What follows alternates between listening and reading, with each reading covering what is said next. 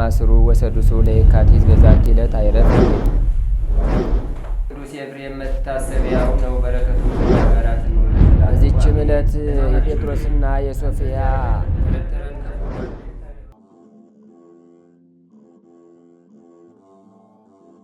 በስመ አብ ወወልድ ወመንፈስ ቅዱስ አሐዱ አምላክ አማሚሩ ለግንቦት ቡሩክ መዓልቱ አሰርቱ አርባዕቱ ሰዓት ወምዝ ይትዌሰክ።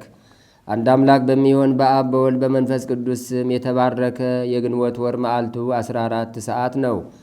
ከዚህም ይጨምራል። በግንቦት አንድ በዚች ቀን አምላክን የወለደች እመቤታችን ቅድስት ድንግል ማርያም ተወለደች። እርሷም ለሰው ሁሉ ወገን ድህነት የሆነባት ናት። ከወንዶች ወገን የከበረ አባቷም ስሙ ኢያቄም፣ ከሴቶች ወገን የከበረች ሚስቱ ሐና ይባላል። ሁለቱም ልጅ በማጣት ሲያዝኑ ኖሩ። በዚያም ወራት የመካኖችን መባ ካህናቱ አይቀበሉም ነበርና እነርሱም ከሰው የሚደርስባቸውን ሽሙጥና ሐዘናቸውን ያረቅላቸው ዘንድ በቀንና በሌሊት ወደ እግዚአብሔር ፈጽሞ ይማልዱ ነበር። ሰውን የሚወድ እግዚአብሔርም ከዘራቸው ለዓለሙ ሁሉ መድኃኒት ይሆን ዘንድ መልካም የሆነ ሐሳባቸውን ተመለከተ። ክቡር ኢያቄምም 40 ቀን እስኪፈጸም በተራራ ውስጥ ቆሞ ሲጸልይ ከእግዚአብሔር የታዘዘ መልአክ ተገለጸለትና ለዓለሙ ሁሉ ድህነት የሚደረግባት ዘር እንደሚሰጠው አበሰረው። በፍጹም ልብ አምኖ ከተራራው ወረደ። ለተመሰገነች ሚስቱ ለሐናም ከእግዚአብሔር መልአክ የሰማውን ያንን ራእይ ነገራት። ቃሉ እውነት እንደሆነ እርሷም አመነች። ልዑል እግዚአብሔርንም አመሰገኑት። የተመሰገነች ቅድስት ሐናም ከእርሷ የሚወለደውን በዘመኑ ሁሉ ለቤተ ክርስቲያን አገልጋይ ታደርገው ዘንድ ለእግዚአብሔር ስለትን ተሳለች። ከዚህም በኋላ ይህችን የከበረች ሕፃን ጸንሳ ወለደች። ስሟንም ማርያም ብላ ሰየመቻት። ትርጓሜውም እመቤት ነው። ደግሞም ሀብትና ስጦታ ማለት ነው። በእውነት የዓለሙ ሁሉ እመቤት ናት። ሁላችን በእርሷ ሰማያዊ ሀብት ልጅነትን ያገኘንባት ለእግዚአብሔር ምስጋና ይሁን። የሥጋና የነፍስ መድኃኒት የሆነች እርሷን እናቱን ለሰጠን በረከቷም ከሁላችን የክርስቲያን ወገኖች ጋር ለዘላለሙ ይኑር አሜን። ሰላም ለልደትኪ ማኅፀነ ድክምት ሥጋ ድህረ ሀለፋ ውርዙት ወድህረ ትክቶ አደጋ ማርያም ስመሪ ወፀሐኪ እንበለንትጋ ለማየ ንጽኪ ትረሴኒ ፈለጋ እስመ ንጽህ ይሁ ሞገሰ ወጸጋ ሰላም ለልደትኪ እምልደተ አበው ዘአብየ ለነፍሰ ጽውራን ኩሉ እስመ ጸገወ ናህየ ማርያም ድንግል እግዝእትየ እንዘረድየትኪ ዋድኖትኪ ብየ ኢይፈር ሞተ ወአዲ ስቃየ ሰላም እብል ለልደትኪ ማይቶት ዘብሔረ ጽልመት አይሚሮሙ ብኪ ከመይከውን ሕይወት ሰማዩኪ ማርያም ዘወለዱኪ ነቢያት ዘትርጓሜው ጸጋ ወአዲ እግዝእት ሰላም ለበርተሎሜዎስ ቀጸላ ሃይማኖት አክሊሉ ዜነውተ ዝንቱ ዓለም ዘይጸፍሩ በአምሳሉ በጵጵስናሁ ወመስመርየ ውሉድ እዘዘቃሉ ተሃደሱ እምብሌት አብያተ ክርስቲያናት ኩሉ ወበስመ ማርያም አሐዱ እምልእሉ። አንድ አምላክ በሚሆን በአብ በወልድ በመንፈስ ቅዱስ ስም ግንቦት 2 በዚች ቀን የጻድቅ ኢዮብ አረፈ። በዚችም ቀን የመንፈሳዊ ማኅበር አባት የአባ ጳኩሚስ ረድ የከበረ አባት ቴዎድሮስ አረፈ። በዚችም ቀን ከአባ ኤሲ ጋር 22 ሰዎች በሰማዕትነት ሞቱ። በረከታቸው ከእኛ ጋር ለዘላለሙ ትኑር አሜን። ዛቅረብኩ ማሕሌተ አዘኪርያ ይላፈም ለተጸምዱ ከዘልፈ ለላ አነብብ ተወከብ ዘንዴት የመጽሐፈ እንተረሰይ ከግዚኦ ጸዲቀ መበለት ኩፈ ምላቡ ላን ዘተርፈ ነቢያት ቅዱሳን ሐዋርያት ሰባክያን ሰማዕት ወጻድቃን ወመላእክት ትጉሃን ደናግላዲው መነኮሳት ሄራን ባርኩ ወይዛቲ መካን እስከ አረጋዊ ሊቅ ወንዑስ ሕፃን ለዘጸሐፎ በክርታስ ወለዛ ጻፎን ዘይደርስ ወለዛ አንበቦ ለዘተርጎሞ በልሳን ሐዲስ ወለዘ ሰማ ቃሎ በዝነ መንፈስ በጸሎተሙ ማርያም አራቂተ ኩሉም ባይ ስቡረ ይመሃረነ ኢየሱስ ክርስቶስ።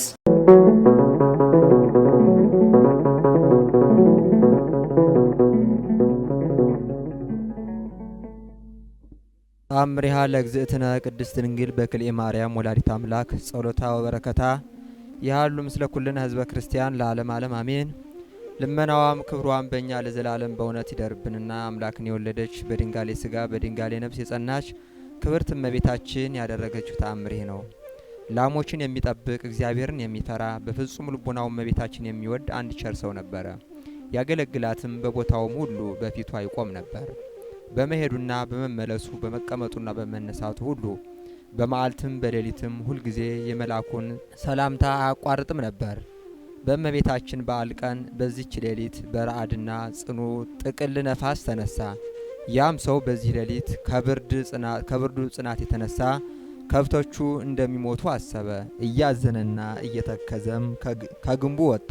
ሰማይን አይቶ እግዚአብሔርን ለመነው። እመቤታችን ይቅርታን ገንዘብሽ የሚሆን እመቤቴ ሆይ ይቅርታሽን ከኒ ከብቶች አታሪቂ አላት። ነገሩን በጨረሰ ጊዜ በምድር ላይ ወድቆ ሰገደና ያን ጊዜ በፍጹም ጸጥታ ሆነ።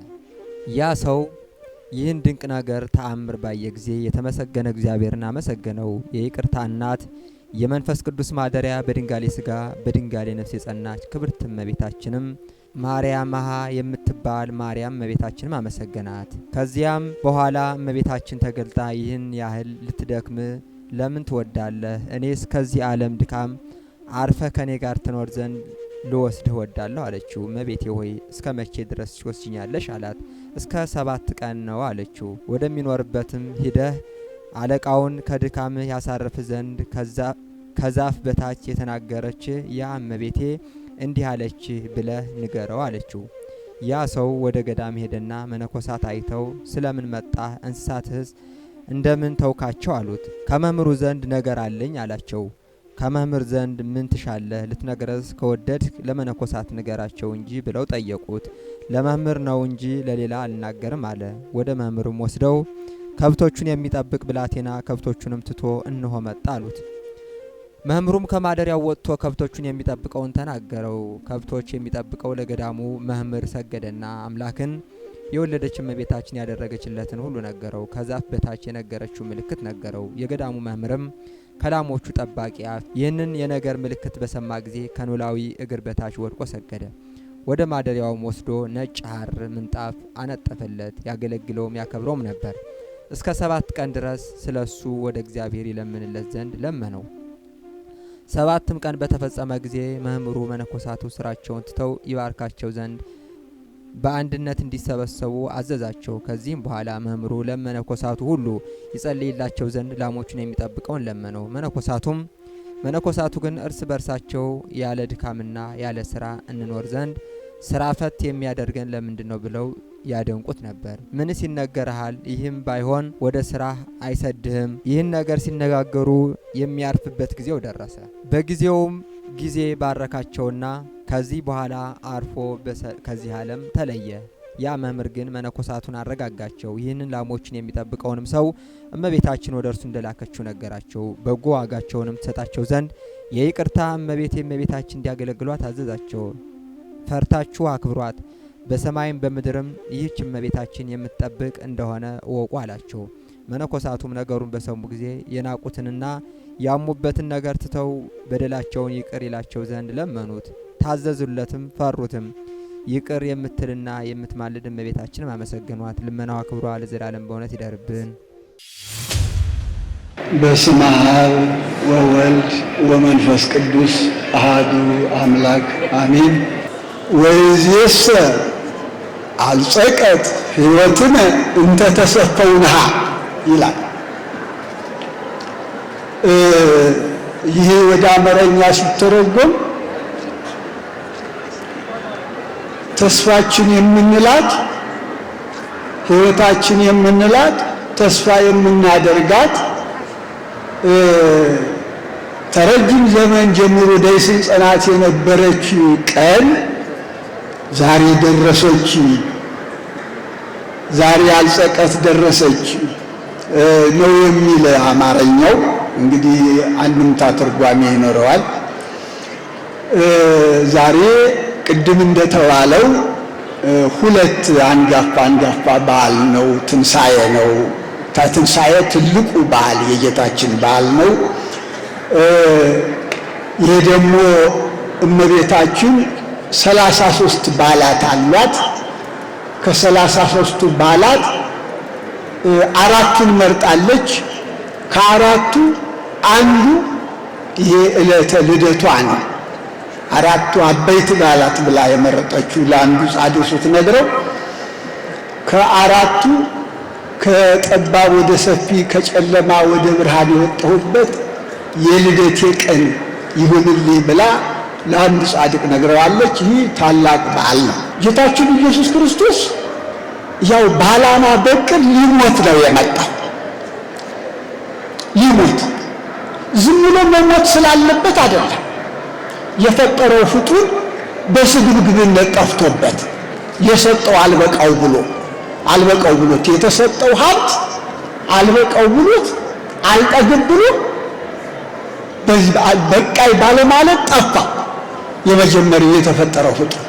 አሁን የተሰጠው ሀብት ምን መሰላችሁ? ከሰማይ በታች ከምድር በላይ ያለው በሙሉ ነው የተሰጠው። አያችሁ?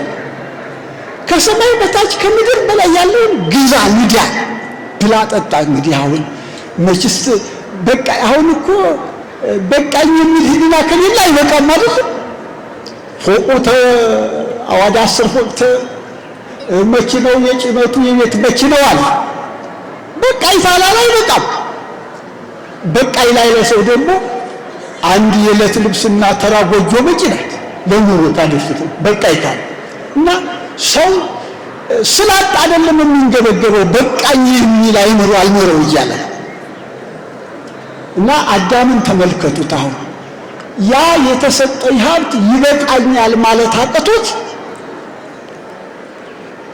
ይሄ መጽሐፈ መነኮሳት የሚባል አንድ መጽሐፍ አለ። ምን ይላል መሰላችሁ? አንተ የተሰጠህን ትተህ ያልተሰጠህን ስትሻለ የተሰጠህን ታጠዋለህ ይላል መጽሐፈ መነኮሳት። ይሄ መጽሐፉ ነው። ይሄ ደግሞ የጽዋው መጽሐፍ ደግሞ የቆጡን አዋርዳለሁ ስትል ይኸውልህ ተመልከቱ። እንግዲህ ይሄ የጽዋው መጽሐፍ ነው እና ያንን የያዘችውን ሳትጠቀምበት ያንን ወይ ሳትደርሰው ቀርቶ ሊቀር ይችላል። እዚህ የተያዘው በጉያ የተያዘው ሾለከ ክንድ ወደ ላይ ሲወጣ። አንድ ደግሞ ይሄ አባ ጊዮርጊስ የደረሰው መጽሐፍ አለ አርጋኖን የሚባል መጽሐፍ። አንድ ውሻ በአፉ ስጋ ይዟል አለ። በኋላው ደግሞ ስጋ ያልያዘው ደግሞ አካፍለኝ እያለ ይከተለዋል አለ።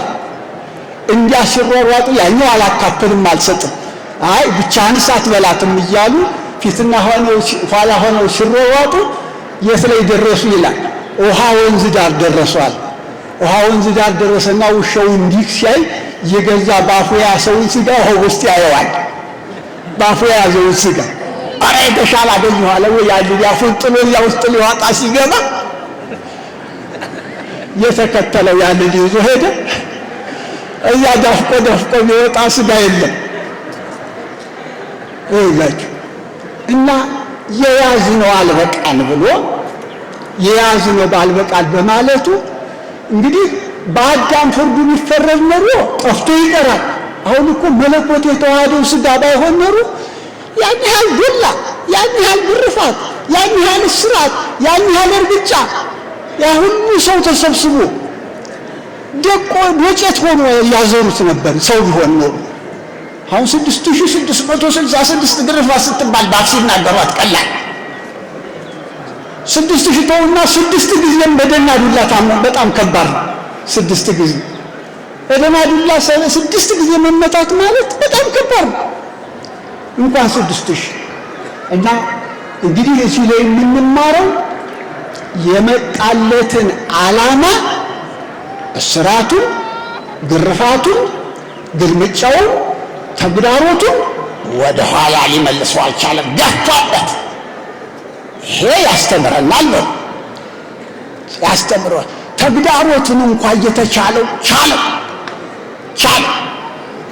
ምን አሉት መሰላችሁ? ይኸው እሱ እየተቻለው እንደው እናንተ ብትሆኑ እስቲ ቆይ አንተ ሌላውን አድናለሁ ትላለህ።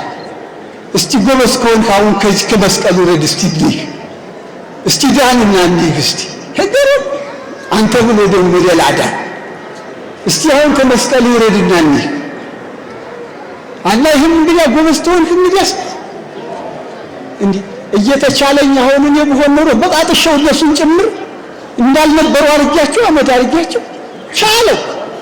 ይህን ተግዳሮት ተሸከመ። ያን ሁሉ እንዲያሳደርጉት ሲተፉበት፣ ሲገርፉት፣ ሲዘብቱበት አብነት ይሄንን ተሸከሙ ቻሉ።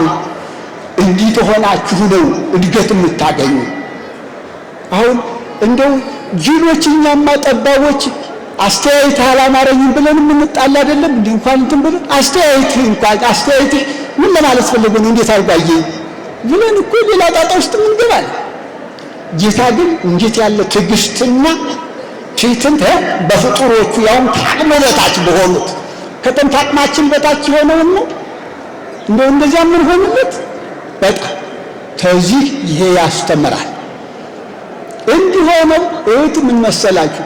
ግርፋቱንም እኮ አንዱ ክንዱ ሲያመው ብቻ ነው የሚቱ ኧረ ደከመኝ ትናሱና እናንተ ደግሞ ገረፉ ነው የሚል እንጂ ራሱ ብቻው ክንዴን አሞኛል ብሎ ነው ሲደክመው ነው የሚቶ እና ያ ሁሉ አይሁን ሲለፉ ሰንብተው ያ ሁሉ ድካም በሶስት ቀን ከንቱ አስቀረባቸው። ያ ሁሉ ልፋት ከንቱ አንድ ግርፋት ቁስል የሌለበት ሁሉ ሆኖ የትንሣኤ ዕለት ብቅ አለ።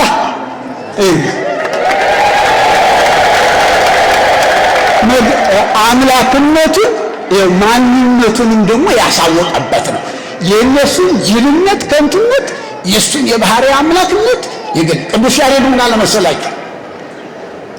በትንሣኤሁ ተአፍሩ ወተፈዱ በመስቀሉ ነው ሊቃውንትን ብትሉታው በትንሣኤሁ ተአፍሩ።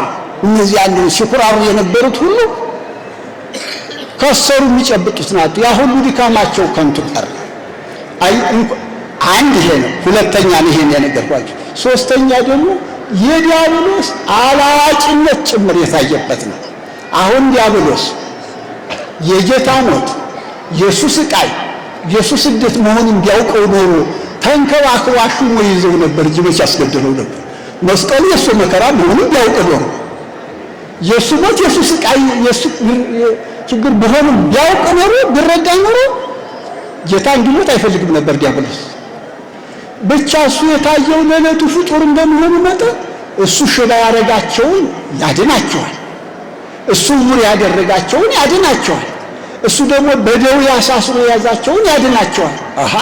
ይህ እኮ አላሰራኝም፣ ይህንን አስገድዬ በነገሥታቱ አድሬ አስገድዬ መገላገል አለብኝ አለ እንጂ ኋላ ከሞተ በኋላ የእሱ ሞት የእሱ ስቃይ መሆኑን አያውቅም።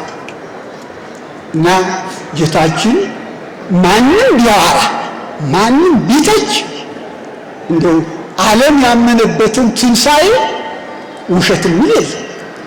እና ይህንን ነው እንጂ አማላጅ ብላችሁ ተከትላችሁ ብዙ እኮ አሁን እኮ አንድ ገበያ ሰው የሚሆን እኮ አላቸው አማላጅ ነው ለሚሉ ሰዎች እኮ እንዴት አድርጋችሁ ሄዳችሁ አምናችሁ እንደገባችሁ አይገባችሁ። የእናንተ ጓደኞች የእናንተ ወንድሞች እኮ ናቸው። ኢየሱስን የሚያማልዱ ለሚሉ ሰዎች ተከታይ አላቸው። ሰው ምን ያህል ከንቱ ነው። መቃብር ክፈቱልኝ መግነዝ ደግሞ እኮ ይሉ ሲያርግም ደግሞ ተሰውሮ አላረገም እያዩት ምንድነው ወንዘ ተራቆሙ ነው ምንድን ነበር አይ ወንዘ ባርኮሙ ተራቆሙ ዲያብል ማለት ነው። ወንዘ ባርኮሙ የበረከታቸውን ተሰጥቷቸው እያዩት ታይናቸው እስከሚርቃቸው ድረስ እያዩት ነው ያረገ። እንዲህ ዝም ብሎ ምንም ተሸካሚ ሳይኖረው ክንፍ ሳይኖረው መላእክት ሳይሸከሙት አስተምሯቸው ሾሟቸው ይሄን አድርጉ ብሎ መመሪያውን ደብረ ዘይት ላይ ከሰጣቸው በኋላ ከዓይናቸው ደመናው ገብቶ እስከሚጠፋ ድረስ እያዩት ነው ያረገ። እና ይሄን የማያምን ፍጡር ምን አይነት ፍጡር ተመልከቱ። እና ጌታችን ኢየሱስ ክርስቶስ ማንነቱን ዝም ብሎ አሁን ቤዛነቱን ብቻ አይደለም ሰውን ማዳኑን ብቻ ቤዛነቱን ብቻ ሳይሆን የራሱንም የባህሪ አምላክነት ቁልጭ አርጎ ያሳየበት። አሁን ቢያድንም በመተቱ አሉት እኮ ተመልከቱ። በመተቱ በምናምን አሉት እንጂ በአምላክነቱ አላሉት። በመላኩ ሙላጋንንት ያወጹ ሙላጋንንት በቤልዜቡል ያወጹ ሙላጋንንት እያሉ ወይ መተት ነው ያሉት እንጂ ምን ያህል ችሎታ ቢኖረው ነው አላሉ። አንዱ ብቻ ነው ያ ኒቆዲሞስ የሚባለው አይ መምህር እስማል ወዘ ይገብር ዘንተ ታምረ ዘአንተ ትገብር ዘእንበለ ዘእግዚአብሔር ምስሌሁ እግዚአብሔር ከእሱ ጋር ከሆነ ሰው በቀር አንተ የምትሰራውን ስራ ሊሰራው የሚችል የለም።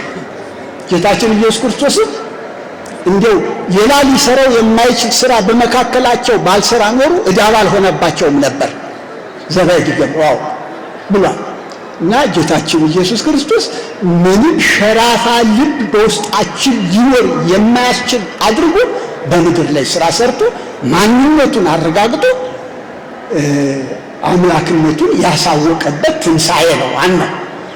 ድውይ ይፈውስም አላመኑት፣ ሙት ቢያነሳም አላመኑት። ሙት ሲያስነሳም እኮ ሰግዶ መከራውን አይቶ ሱባኤ ገብቶ አይደለም። መቃብር ያለው አልዓዛር ናውጣ እንደዚህ በትእዛዝ አራት ቀን የሆነው አልዓዛር ተነስ ውጣ ተመቃብር በመመሪያ በትእዛዝ እንደዚህ አለ። የዚያቸው መበለቷ ልጅ ይዞ ደግሞ ተነስ እንደዚህ አድርጎ በመመሪያ ሰጥቶ እንደ አምላክነቱ እስመ ከመ መኮንን ይምሄሮሙ ወአኮ ከመጽሐፍቶም እንደዚያ ነው። ትንሣኤ እንዲህ አድርጋችሁ በጸና በተረጋጋ ልብ እመኑት የእግዚአብሔርን አምላክነት።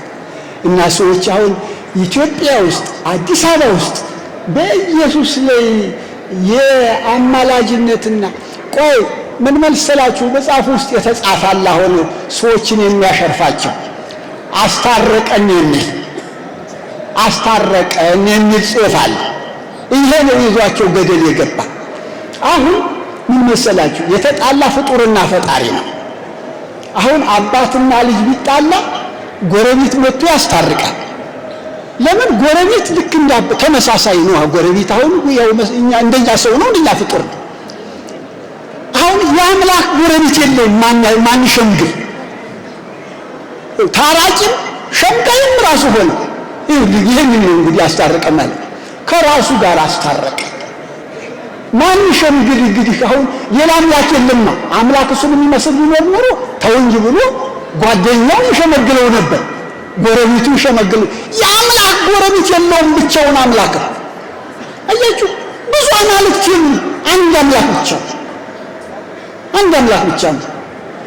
ዋልቦ ዘይመስለ ከምና አማልክት እዚሁ ቢል አማልክትንን ከሚሉ በውሸት አማልክትንን ከሚሉ ሰዎች አንተ የሚመስል የለም አለ ዳዊት። በውሸት አማልክትንን ከሚሉ አለ እንጂ አምላክ ተመሳሳይ አምላክ የለም። አዎ በኃይልቱ ከዘ ትገብር መንከር እንደዚያ ነው፣ ብቻውን አምላክ ነው። እና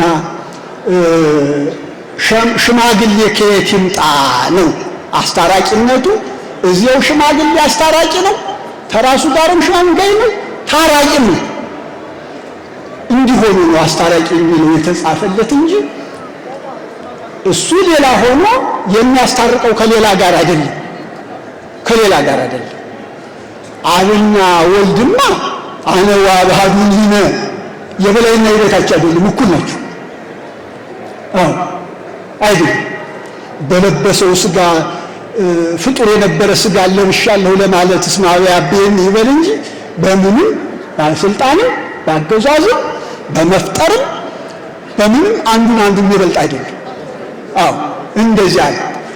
እና ይሄንን ትንሣኤውን ስናከብር ዝም ብሎ ተነሳ የሚለው ሳይሆን ማንነቱን በማይሸረሸር በማይሸራረፍ ልቦና አምላክነቱን ተረድተን ነው ማክበር ያለ። በቃ ይሄን ላይ ጨረሱ። እንግዲህ አሁን ወደ ተናገርኩት ይዜስ አልጸቀቱ ሕይወትን እንተ ተሰፈውና ተስፋ የምናደርጋት ሕይወታችን የምንላት ቀን ደረሰች፣ ልጅነት ደረሰች። ቅዱስ ጳውሎስ ስለ ብሉይ ኪዳን ይትፍቱ ንዋየ ካልእከ ይትዘሙ ይትጎራ በብእሲተ ብእሲ እያለ የኦሪቱን ሕግ ሲያስተምር ሲናገር መጥቶ ወዘኔ ተአምሩ ከመ በዝሐ ጊዜሁ ለነጺሕም ነዋ።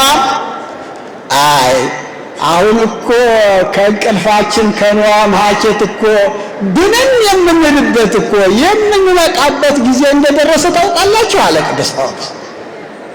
ያቺ እኮ ተስፋ እናደርጋት የነበረ ጊዜ እኮ ደረሰች እኮ። ምንም የትኛዋ ተስፋ? አሁን ዛሬ ወዳለንበት ስንመጣ አዳም እንደዚህ አልጠግባይ ብሎ ስግብግብ ሆኖ ተምታምረው ገነት ተሰዶ በነበር ጊዜ ፈጣሪ እንደ አባትነቱ እንደ ርኅሩህነቱ ከልጅ ልጅህ ተወልጄ አድንሃለሁ የሚል ተስፋ ሰጥቶት ነበር። ይችን ነው አባ ሕርያቆስም ይችን ተሸክሞ ነው ተገነት የወጣ ብሎታል። አባ ሕርያቆስ አንቲ ውእቱ ተስፋሁ ለአዳም አመ ይሰደድም ገነት። አዳም ከገነት በተሰደደ ጊዜ በመትከፈ ልቡ ነው በትከሻ በልቡ ነው ትከሻ ተሸክሟት የወጣ ስንቅ ይቺ ተስፋ ናት። አይ መቼም እኮ ከልጅ ልጅ ተወልጄ አድንሃለሁ ብሎኛል የሚለውን ተስፋን አው ተስፋን የመሰለ ነገር የለም። አሁን ችግር ሁሉ ማን ይከፋል ብትሉ ተስፋ ማጣት፣ ተስፋ መቁረጥ። መቼም የታመመ ሰው እድናለሁ ካለ ሞራል አለ፣ ነገ ልድን እችላለሁ። የደየ ሰው ነገ ሀብት አግኝቼ ከብር ይሆናል ካለ አዎ ተስፋ አለ፣ ሞራል አለ። የበታች የሆነ ሰው ደግሞ ነገ ስልጣን አግኝቼ በላይ ይሆናል ካለ ተስፋ አለ። መቼም ያሉን ታለ በቃ ይሄ የሞት ሞት ተስፋ መቁረጥ ነው። አዎ ተስፋ ምን ያህል ጠቃሚ መሰለቻችሁ? ነገ ለነገ ዛሬ ሌላ ነው ነገ ሌላ ነው ብሎ ባይምሮ ውስጥ ያስቀመጠ ሰው ሀብታም ነው። ይችን ያጣ ሰው ደግሞ ምን ይቻለ ዳ ተስፋ ያጣ ሰው እና አዳም ተገነት ሲወጣ ያችን የመሰለ ገነት ይችን ቋጥሮ ስንቅ አድርጎ ይዟት ይሄደ አለኝታ ብሏት ይሄደ ይችን ተልጅ ልጅ ያችን ልጅ ያችን የልጅ ልጅ መቼ ነው ይሆን የምትወለድ እያለ ያችን ነው ይቆጥ መቼ ትወለድ ይሆን ቀን ይደርስ ይሆን ያችን ነው ተስፋ።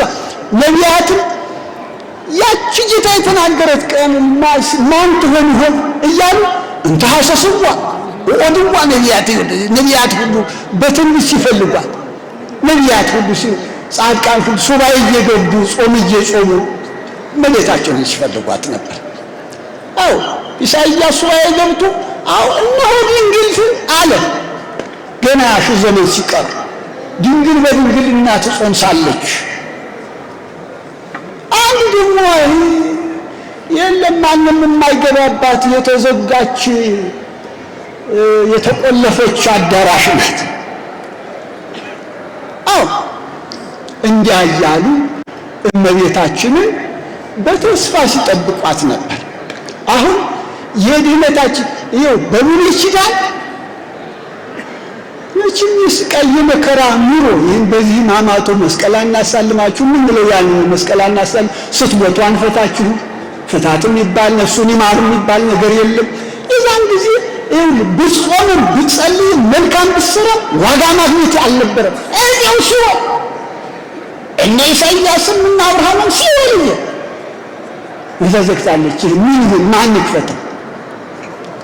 ይህም እመቤታችን ናት። እንግዲህ ለዚህ ሁሉ ለእኛ ለሕይወታችን ለችግራችን ደራሽ እመቤታችን ነበረች እና እመቤታችን ቀኑ ደርሶ ስትጸነስ ማዳኑን የጀመረችው እኮ ተወልዳ እኮ አድጋ ስትጸልይ አይደለም። ገና በሐና ማኅፀን ሳለች ሙት ማንሳት፣ ድውይ መፈወስ፣ እውር ማብራት የጀመረች ገና በሆድ ውስጥ እያለች በእናቷ ሆድ ውስጥ እያለች አዎ እመቤታችን እና እንዲህ አድርጎ እኔስ እንደው የሚገርመኝ እንዲህ እንደው በእንተ ማርያም እያሉ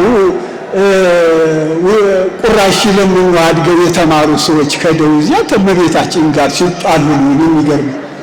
እመቤታችን ሲገጥሙ ሊቆሎ ትምህርት ቤት የነበሩ ሰዎች እኮ እንደው በጣም እኮ እንዴት አድርጎ ሲያጉር ሲያደናግር እኮ አይድረስ። አዎ አሁን ቅዱስ ኤፍሬም አላዋቂ ሆኖ ነው መንፈስ ቅዱስ ያደረበት ሳል ይበለ ቅድስት ሲል ነበር ቅዱስ ኤፍሬም። እሺ ተውት፣ ኤፍሬምስ እንደኛ ስጋ ለባሽ ነው። መልአኩ ቅዱስ ገብርኤል ጸጋን የተመላሽ ወይ አለ ቅዱስ ገብርኤል ወርዶ እግዚአብሔር ካንቺ ጋር አለና ብሎ የሰገደላትን። አሁን እኛን ፍጡር አመለካችሁ ይሉና ፍጡር አመለካችሁ እያሉ እያታለ መጽሐፍ ቅዱስ ላይ አለ እያሉ ያታልላሉ። እመቤታችን ፍጡር ቆይ በመጽሐፍ ቅዱስ ምን ተብሎ ተጽፏል መሰላችሁ? ወንሰግድ ውስተ መካን ሀበ ቆመ እግረ እግዚእነ፣ ጌታችን ኢየሱስ ክርስቶስ በቆመበት ቦታ ላይ ዝቅ ብለን እንሰግዳለን የሚል ተጽፏል። እንደዚህ የእሷን ሥጋ ለብሶ በቆመበት መሬት ላይ ነው እንስገድ ተብሎ የተጻፈ መጽሐፍ ቅዱስ። 9 ወር ከ5 ቀን በማኅፀኗ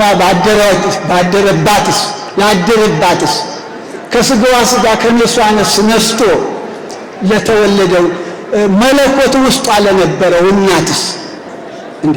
እኔ እንደውም ይገርማችኋል፣ እመቤታችን አማላጅ መባል ያንሳታል። እምላችሁ ለእመቤታችን አማላጅ መባል ለሷ በጣም የጸጋ አምላክነቱን ማንስቷት፣ የጸጋ አምላክነቱን ማንስቷት፣ መግደል፣ መፍጠር፣ መስጠት፣ መንሳት ማንስቷት። ቆይ እንደው ሰማይ ምድር የፈጠረውን በሰማይ ያለውን ፍጥረት በምድር ያለውን ፍጥረት የፈጠረውን ወልዳ እናት ከተባለች የፈጣሪ እናት ከተባለች ለኛ ደግሞ እመቤት ንግስት መባል ያንሳታል? ይበዛባታል? ይበዛባታል። አዎ ለእሱ እናት ስትባል ለኛ እመቤት ንግስት ብንላት፣ እመቤታችን ንግስታችን ንግስተ ሰማይ ወምድር ብንላት ይሄ ክብር ይበዛባታል?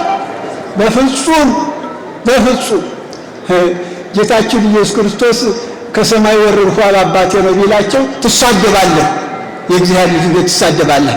አይ እልቅስ ሌሎች እንኳን እንደናንተ የሉትን እንኳን አንሰ የቢያን አልክት አንትሙ የጸጋ አምላክ ተብሎ የተጻፈላቸውን እኔ አብ ታብ ዘንድ ተወልጄ መጥቻለሁ ብል እንዴት ትሳደባለህ ትላላችሁ? እኔን እንኳን ባታምኑኛል የምሰራውን ስራ አይታችሁ ለምን አታምኑ? አብ የምሰራውን ስራ እሰራለሁ እንዲህ እያለ በትሕትና እንዴት እንዲህ ትለኛለህ አንተ ፍጡር እኔ አምላክ እንደ ሰው ነው የማቀልጥህ አይልም ነበር። የሚረዳቸው ነገር ያስረዳቸው ነበር።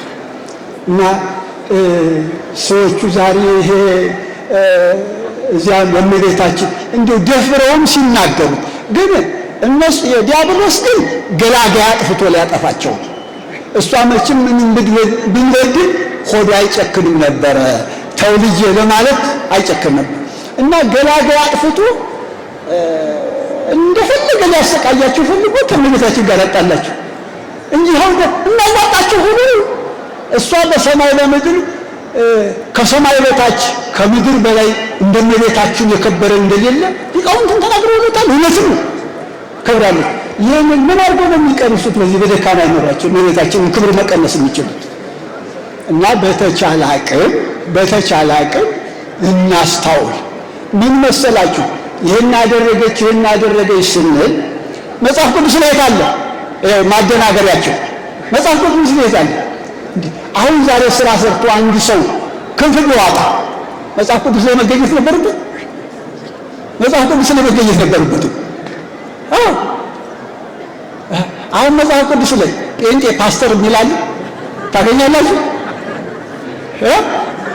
እና የለም ዝም ብላችሁ ጅሎች ለምን ትሆኑ? ለምን ትጃጃላላችሁ? ሕይወታችሁን ለምን ወርቃችሁን ሊቀማችሁ ሲል ለምን ትጃጃላላችሁ? እና በእውነቱ መሰብሰባችሁ ጥሩ ነው። የእግዚአብሔርን ቃል መስማታችሁም ጥሩ ነው። ግን ምን መሰላችሁ? መሰብሰባችሁ ከልብ ዓላማ ጋር ሲሆን ነው እንጂ የተሰበሰበው ሁሉ ዋጋ ያገኛል ብዬ አላምንም። ጌታችን ኢየሱስ ክርስቶስን የአምስት ገበያ ሰው ይከተለው ነበር። ከአምስት ገበያ ሰው የአንዱ ገበያ አሰናካይ ነበር። ያዋጋ ግን የማሰናከል ቆት የሚናገረው ነጥብ ይዘን እንከሰዋለን ብለው የሚከተሉት ነበሩ። አዎ እና በዓላማ ነው አምነን ነው መሰብሰብ ያለብን።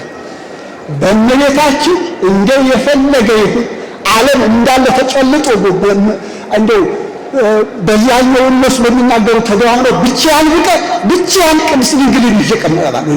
እውነት ብቻዬን ለእመቤታችን ላይ ጭነው እመቤታችን እንደው አንድ ደካማ እንኳን ምን አለ መሰላችሁ? አንድ ድሃ እንደው እዚያ እንትን ላይ የተጻፈ አንድ ድሃ ሀብታም ነበር። በዚህ ዓለም ገንዘብ የከበረ ነበር። መቼም የዚህ ዓለም ገንዘብ ሲሰበሰብ እንጂ እንደው እግዚአብሔር ተተጣላ በአንድ ጊዜ ሲጠፋ አይድረስ ነው። ያ ሁሉ ሀብት አልቆበት እንዴ ከብሬ ገንዬ በኖርሁበት ሀገር ተንቄ ተዋርቼ አብልቼ አጠጥቼ በኖርሁበት ሀገር እንደገና ለምኜ ሳንቲም ብዬ እንዴት እኖራለሁ? ሰው ወደማያውቀኝ ሀገር እሄዳለሁ እንጂ እዚህ ሀገር መዋረድ አልፈልግም። አንቱ በተባልኩበት ሀገር የለም ሌላ ሰውም ያውቀኝ አገር ሄጄ ለምናለሁ እንጂ አገር የለኝም አልዋረድም ብሎ ሲሄድ ሰይጣን መንገድ ቆየና ወርቁን ድንጋዩን ወርቅ አስመስሎ አንተ አሁን ይሄን ቢሰጥ አንድ ማርያም ይሏታል እሷን ሳልጠይቅ እሷንም ካደኝ እሷንማ ምን ይዞ ሄዷል ጉዞ ምን ይዞ ሄዷል ጉዞ የደካማ ጉዞ ነው እሷን ሳልከድማል ተበልቶ እንግዲያስ አንጣ ወርቄን አምጣ ብሎ በዚያ በድንጋይ ልብ ራሱ ብሎ ገደለ። ያቺ ነፍስ ተፈረደባት። ጻድቃን ሰማዕታትም ተክደዋልና ማያማልዱ ሆኑ። እመቤታችን መጣ። ልጄ እባክህን አለች። አሁንም መቼም አይጠና ሆነ ማርልኝ አለ። እንዴ እኔንም ወዳጆችን ጻድቃን ሰማዕታትን መላእክትን የካደ ወደ ገነት ሊገባ በፍጹም ይህን አላደረገውም አለ። እንግዲያማ ስምሽን የጠራ ስለሰራ ምናምን ብለህ የሰጠህ ቃል ኪዳን ልጄ ቃል ታበለ ይሄ እኮ በእኔ ስም ነው የሞተ እኮ እባክህ ብላ ስታለቅስበት እንዲያው ጥሩ ልጅ በእናቱ የሚጨክን ይመስላችኋል? በእናቱ እንኳን ይሄንም እንደው መቼም ማንነቱን አምላክነቱን ለመግለጽ እንጂ እናት ጌታን እንደው እንደ አምላክ ነው እንጂ የምን ያመለምን አጅዛ ልጅ ይሄን አድርግ ብላ የምታስደርግ እናት ናት። እና ምሬልሻለሁ ሲላ ከማርህልኝስ እንደገና ነፍሱንም ይዘው መልስና ከስጋው አገናኝልኝ አለች። ያ የሞተው ሰው ተነሳ። አዎ ቆይማ ሄዳ